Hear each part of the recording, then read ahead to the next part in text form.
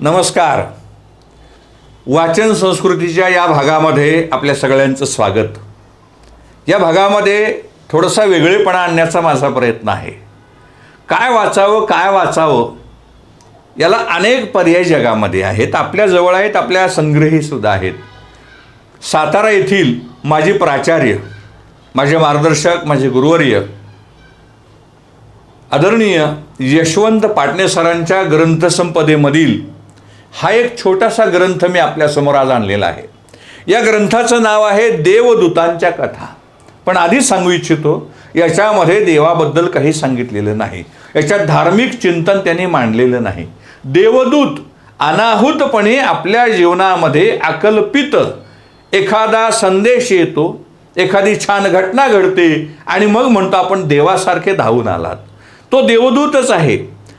आपल्या मनामध्ये काही सदिच्छा निर्माण होणे, सद्भावना निर्माण होणे, सद्गुणाचा विकास होणे, यालाच प्राचार्य यशवंत पाटणे सरांनी देवदूतांच्या कथा असं म्हटलेलं आहे. याच्यामध्ये 30 चिंतनिका आहेत, फक्त 30 आहेत. आणि प्रत्येक चिंतनिका ही अतिशय मार्मिक आहे. त्याच्यामधून विचाराचा बोध मिळतो, विचाराचा जागर त्याच्यामध्ये आहे. त्यांचा एक लेख आहे, तरुणाईच्या पंखांना बळ द्यायला हवे. त्यात पाटणे सर म्हणतात, शिक्षण माणसाला पुस्तकी ज्ञान देते, पण परिस्थिती माणसाला वास्तवाचे शहाणपण शिकविते. बघा किती सुंदर विचार छोट्या वाक्यामधून मांडलेला आहे. पण आपल्याला हे कधी कळणार आहे? वाचन केलं तरच कळणार आहे की आजची जी तरुणाई आहे त्याच्या पंखाला बळ मिळालं पाहिजे. आणि म्हणून अशा प्रकारच्या गोष्टी त्यांनी इथं सांगितलेल्या आहेत. जगण्यातला जिवंतपणा हा एक त्याच्यामध्ये सुंदर लेख त्यांनी दिलेला आहे. अतिशय लेख छोटे 2 पानाचेच लेख त्याच्यामध्ये आहेत की जगण्यामध्ये सुंदरता असली पाहिजे. त्यांचा दुसरा एक ग्रंथ आहे सुंदर जगण्यासाठी, त्याच्यावर आपण नंतर बोलणारच आहोत. थोडक्यात माणसाचे जिवंतपण हे 2 प्रकारचे असते, एक मृत्यूपूर्वीचे आणि दुसरे मृत्यूनंतरचे. जसं आपल्याकडे मरावे परी कीर्तिरूपी म्हटले उरावे असं म्हटलेलं आहे की मृत्यूपूर्वीचं जीवन आणि मृत्यूनंतरचं जीवन. काही माणसं अजरामर होतात, म्हणून माणसाचे जन्मानंतरचे जिवंतपण हे श्वासांनी मोजले जाते, पण मृत्यूनंतरचे जिवंतपण हे त्याने आयुष्यभर घेतलेल्या ध्यासाने मोजले जाते. लक्षात घ्या, श्वास आणि ध्यास वेगवेगळे शब्द आहेत. जिवंतपणी श्वास मोजतो आपण, आणि एखादा मनुष्य मृत्यू पावल्यावर त्याने आपलं जीवन कोणत्या ध्यासासाठी, कोणत्या गोष्टीसाठी वाहिलेलं आहे हे पाहत असतो. जन्मानंतरची आपली वाढ हा एक नैसर्गिक भाग असतो, पण हे वाढणे समाजाच्या भल्यासाठी कामाला आले तर त्या वाढण्याला कृतज्ञतेचे संदर्भ चिकटतात. बघा काय सुंदर विचार मांडलेले आहेत की आपलं जीवन समाजासाठी असलं पाहिजे, समाजाच्या विकासासाठी असलं पाहिजे. तर आपली जी वाढ आहे त्या वाढीच्या पाठीमागे कृतज्ञता भाव आपोआपच येत असतो. आयुष्याची सार्थकता ही जगण्याच्या लांबी रुंदीवर अवलंबून नसते, ती अवलंबून असते जीवन मूल्यावर. प्रत्येकाच्या जीवनामध्ये मूल्ये जर असतील तर सद्गुणांची वृद्धी होते, वाढ होत असते. अशा प्रकारचा विचार मांडलेला आहे. आणि पुढचं एक मार्मिक वाक्य सांगतो आणि मग मी पुढच्या त्यांच्या लेखाकडे जातो. माणसाने निरुपद्रवी जरूर असावे, पण अगदीच निरुपयोगी असू नये. बघा, निरुपद्रवी आणि निरुपयोगी जवळचे वाटणारे, साधर्म्य आहेत असं वाटणारे जे शब्द आहेत, वेगळे शब्द आहेत, साधर्म्य नाही. पण माणसाने निरुपद्रवी जरूर असावे, पण अगदीच निरुपयोगी असू नये. असे मार्मिक विचार आपल्याला कधी कळणार आहेत? जर आपण ग्रंथ वाचनाचा प्रारंभ केला तरच आपल्याला कळणार आहे. आणि त्यांनी सारासार विवेक बुद्धीची गरज याही लेखामध्ये फार मार्मिक संशोधनात्मक वाक्य आपल्याला दिलेलं आहे. गहू तांदूळ डब्यातच ठेवले, ते दळले वा शिजवले नाहीत तर त्यांना कीड लागण्याची शक्यता असते. गहू आणि तांदूळ आणले, डब्यातच ठेवले, बरेच महिने झाले डबा उघडला नाही, त्याच्या आपला संपर्क आला नाही तर त्याला कीड लागण्याची शक्यता आहे. तसे डोक्यातल्या ज्ञानाचे उपयोजन झाले पाहिजे, अन्यथा डोके ज्ञानाचा डबा होईल. ज्ञान आहे, पण त्या ज्ञानाचं उपयोजन कसं केलं पाहिजे, कोणत्या वेळी कोणतं ज्ञान कुठं केव्हा कसं वापरलं पाहिजे, याचा आलेख ज्याला जीवनामध्ये चांगल्या प्रकारे मांडता आला, नक्कीच तो जीवनामध्ये यशस्वी झाल्याशिवाय राहत नाही. आणि याच लेखामध्ये आदरणीय प्राचार्य पाटणे सरांनी काही सुंदर अशा गोष्टी दिलेल्या आहेत की वैद्यकीय संस्थेने काही लक्षणे सांगितलेली आहेत. कुणाची? आनंदी, निकोप, सुदृढ आणि समाधानी माणसाची लक्षणे आहेत. बघा कोणते कोणते आहेत? आनंदी आहे, सुदृढ आहे, समाधानी आहे आणि निकोप. अशी बिरुद, अशी विशेषणं ज्या माणसाला लावता येतील त्याची काही लक्षणं सांगितलेली आहेत. ती लक्षणं कशी आहेत? म्हणजे आनंदी माणूस कुणाला म्हणायचं, निकोप माणूस कुणाला म्हणायचं, सुदृढ आणि समाधानी माणूस कुणाला म्हणायचं? तर त्याचं पहिलं लक्षण आहे की आनंदी माणसं नेहमी कार्यमग्न असतात. त्यांनी स्वतःला कामामध्ये अखंडपणे गुंतवून ठेवलेलं असतं. जेव्हा आपण एखादं ध्येय हातामध्ये कार्य घेतो तेव्हा आपल्याला चिंता करायला वेळ नसते, चिंतन आपल्याकडे चालू असतं. दुसरं त्यांनी सांगितलेलं लक्षण की आनंदी माणसं ही काय असतात? अहंकारी नसतात. आनंदी माणसाजवळ तिळ मात्र सुद्धा अहंकार नसतो. आणि नंतर सांगितलेलं आहे त्यांनी, तुलना करण्यापेक्षा प्राप्त परिस्थितीत शहाणपणाने जगण्याचा प्रयत्न करतात आनंदी माणसं. त्याच्याकडे हे आहे, माझ्याकडे हे आहे, त्याच्याकडे हे आहे, माझ्याकडे हे नाही. माणसाला दुःखी होण्याचे उपाय भरपूर करता येतात.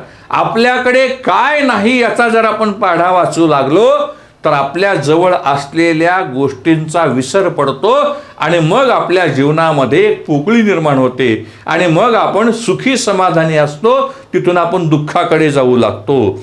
नंतर आहे प्रसंगानुरूप विचार करतात आनंदी माणसं. जसा प्रसंग येईल त्याप्रमाणे ती माणसं विचाराच्या पाठीमागे जातात. परस्पर प्रेमभाव जपतात. कुणी निंदा केली, टीका केली, अपमान केला, सोडून द्यायचं. धरून बसल्याने काही होणार नाही. फोनमध्ये मेमरी कार्ड असतं, त्याची एक मर्यादा असते. ती मर्यादा संपली की मोबाईल हँग होतो, तो चालत नाही. त्याप्रमाणे आपल्याही मेंदूची एक क्षमता आहे. त्या क्षमतेनुसार काय आपण त्याच्यामध्ये साठवायचंय आणि काय फेकून द्यायचं आहे याचा जर सारासार विचार केला तर आपल्या डोक्यातला कचरा आपण काढून टाकला पाहिजे. इतरांनी दिलेली शिव्याशाप, निंदा, अपमानकारक शब्द साठवून आपल्याला काहीच उपयोग होणार नाही, आपण ते विसरलं पाहिजे. नंतर आनंदी माणसं काय करतात? नियमितपणे व्यायाम करतात. हा ज्याच्या त्याच्या आवडीचा, सवडीचा आणि निवडीचा प्रश्न आहे. जसं जमेल त्याने तो व्यायाम केला पाहिजे. निर्व्यसनी राहतात आनंदी माणसं, व्यसनच करत नाहीत. लहान लहान गोष्टीमधून शरीराला कीड लागते, आरोग्य आपलं काय होत असतं? बिघडत असतं. आणि आनंदी माणसं, समाधानी माणसं, निकोप माणसं, सुदृढ माणसाचं लक्षण आणखीन काय आहे तर ती आशावादी असतात. प्रत्येक गोष्टीला आशा आहे. रात्रीच्या गर्भात असे उद्याचा उषक काल. रात्र झालेले म्हणजे सूर्योदय होणारच आहे या आशेवरती जगत असतात. आणि शेवटचं मला लक्षण या ठिकाणी सांगायचं आहे की नियोजनानुसार निर्धार आणि कृती करतात. सगळं नियोजन करतात. जेवणाचं जसं आपलं नियोजन असतं, एखाद्या मंगल कार्यालयाचं आपण नियोजन करतो, घरामध्ये मंगल कार्य आहे त्याचं नियोजन करतो, प्रवासाला जाण्याचं नियोजन करतो आणि मग अशा प्रकारे त्याचं नियोजन करतात, निर्धार करतात आणि त्याप्रमाणे कृती करतात. आणि शेवटचं मला लक्षण ते फार आवडतेलं आहे, गरजा मर्यादित ठेवतात. आपल्या ज्या गरजा आहेत ना, आपण जितक्या गरजा वाढवत जाऊ तितकं आपल्याला हवं हवं हवं हवं असं वाटत जातं. अशा प्रकारचा सुंदर विचार आदरणीय प्राचार्य यशवंत पाटणे सरांनी मांडलेला आहे. काशा भ्यावे कारणे. माणसाला एक भीती असते, त्या भीतीवर त्यांनी सुद्धा सुंदर असं चिंतन केलेलं आहे. त्यांनी म्हटलेलं आहे, भीती व तिरस्कार ह्या एकाच नाण्याच्या दोन बाजू असतात. जिथं भीती आहे ना त्याला लागूनच तिरस्कार येत असतो. माणूस हा परावलंबी प्राणी आहे, पण भीती ही स्वावलंबी आहे. आणि भीतीचा जो जन्म होतो तो कुठं होतो? मानसिक दुर्बलतेमधून भीतीचा जन्म होत असतो. म्हणून भीतीचा आपण नायनाटच केला पाहिजे. आणि अशा वेगवेगळ्या लेखातून त्यांनी अतिशय मार्मिक असं चिंतन केलेलं आहे. दीपकळिका आणि गोचडे असं म्हटलेलं आहे. माऊलींची सुंदर अशी गोड ओळी सरांनी दिलेली आहे. जैसे दीपकळिका धाकोटी परी बहुतेजा ते प्रगटी तैसी सद्बुद्धी हे थेकोटी म्हणू नये. ज्योत दिव्याची अत्यंत लहान असते, पण खोलीमधला सगळा काळोख ती नाहीसा करते, खोली प्रकाशमान करते.